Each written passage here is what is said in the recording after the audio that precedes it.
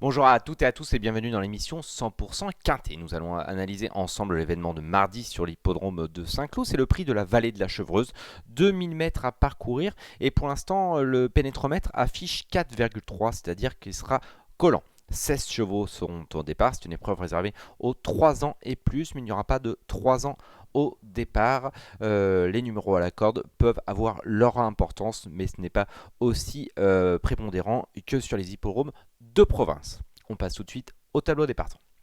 Dans cette première partie de tableau se situent nos deux bases de la course, le numéro 4 Homel et le numéro 5 Jackson. On retiendra également dans le bas du tableau le numéro 8 Inaugural que j'aime beaucoup mais on y reviendra un petit peu plus tard, ainsi que le numéro 9 Akio qui est en pleine forme.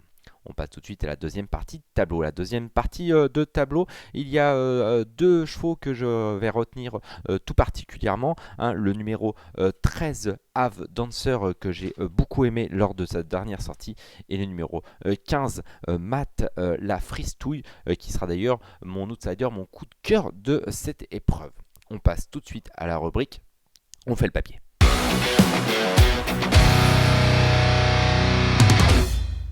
On fait le papier avec on commence par mes deux bases. Deux bases.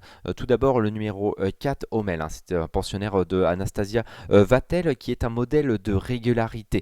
L'an dernier il a prouvé qu'il avait un quintet dans les jambes en terminant deuxième d'un événement. Sur la touche ensuite pendant un an, on ne l'avait pas vu depuis entre août 2020 et août 2021.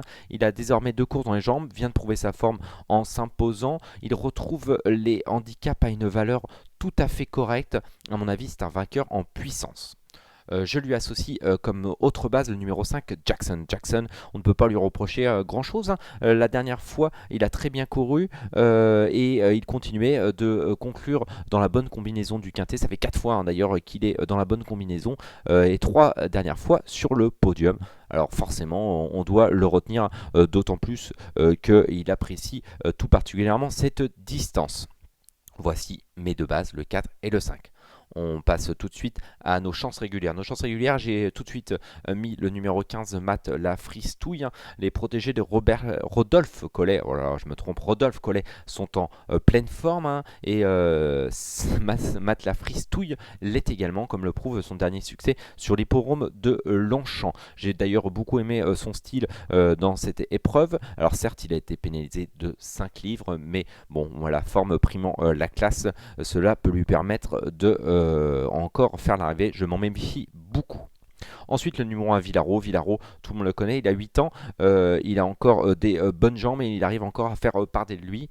Certes, moins souvent qu'à une époque, mais il est capable d'un coup d'éclat un jour. Il le fait assez régulièrement. Encore, il a gagné un quintet en mars. Sa valeur est à peu près similaire, voire un petit peu en dessous pour mardi, mais je l'ai retenu cette fois car vraiment l'hippodrome de Saint-Cloud c'est sa spécialité et la 2000 mètres également, donc le numéro 1 Villaro. J'ai retenu ensuite le numéro 8 Inaugural, cet Allemand entraîné par Peter Schiergen vient de terminer non loin de notre favori, le numéro 4 Homel, c'était au Mans. Il était à la même poids ce jour-là, là cette fois il le retrouve dans des conditions plus favorables. La dernière fois c'était plutôt pas mal également lors de sa dernière sortie. Attention au numéro 8 Inaugural. Après, le numéro 13, Ave Dancer. Alors, c'était un incentiste, et alors forcément, ça ne se passe pas toujours de la meilleure des façons dans la ligne droite. C'était le cas la dernière fois, il n'a quasiment pas couru. Enfin, si, il a couru, mais il a mis longtemps à trouver l'ouverture. Et une fois trouvé, il a très très bien conclu. Il sera associé au jockey qui ne touche pas terre en ce moment, c'est-à-dire Michael Barzalosa. Je m'en méfie beaucoup du numéro 13, Ave Dancer. Et je vous cache pas qu'il peut même gagner. Et ouais, tout simplement. Ensuite, j'ai retenu le numéro 2, Episodia. Episodia, elle n'est pas de tous les jours, mais si elle est bien lunée, elle peut tout à fait causer une surprise et se placer. Elle l'a déjà prouvé à ce niveau par le passé, et en plus, elle aime Saint-Cloud. Ensuite, le numéro 6, Perle d'Ivoire. Perle d'Ivoire, on l'attendait dans le prix de l'élevage. C'était un pensionnaire de Francis-Henri Graffard. Elle n'a pas pu se mettre en évidence. Alors, je trouve que même si elle affronte les mâles cette fois, je trouve que le lot n'est pas forcément beaucoup plus compliqué. Et on ne doit pas la condamner sur ce seul échec, car l'avant-dernière fois, c'était plutôt pas mal. Ensuite, le numéro 7, African Grey, que j'ai retenu également dans nos chances régulières. Ah, c'est pareil, hein, il n'est pas des plus réguliers, mais sa fin de course la dernière fois était plutôt intéressante. Il sera associé à un jockey en forme, Stéphane Pasquier, et voilà, on le connaît, hein, Monsieur Quintet Plus, il peut sublimer ses chevaux dans les événements.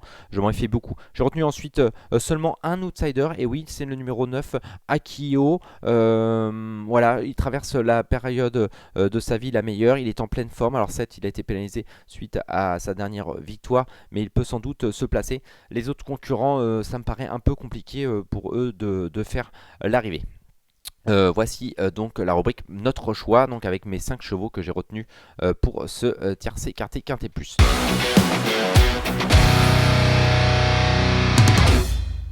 Donc j'ai placé en tête de ma sélection bien sûr le numéro 4, Homel.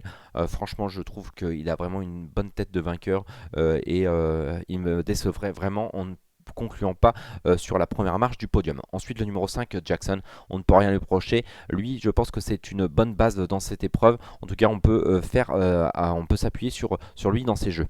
Ensuite le numéro 15, Matt la Fristouille, hein, ça c'est ma petite trouvaille, mon petit outsider. Je m'en méfie beaucoup, hein, je disais, hein, sur la forme des pensionnaires de Rodolphe Collet. Ensuite le numéro 1, Villaro, il ne fait pas l'arrivée à chaque fois, mais je pense que là c'est le jour J, il va avoir son terrain, il va avoir son hippodrome, sa distance. Franchement tous les feux sont en vert.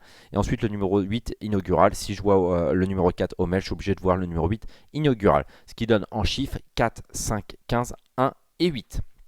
On passe tout de suite à notre conseil de jeu.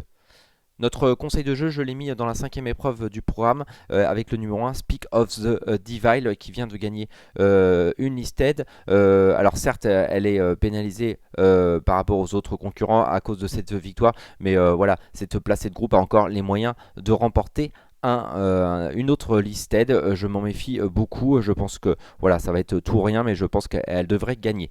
Il ne me reste plus qu'à vous remercier, vous souhaiter bon jeu et on se retrouve bientôt pour un nouveau numéro de 100% quintet. Et c'est Mario Putrino qui analysera l'événement de mercredi sur les hippodromes de Deauville. A bientôt.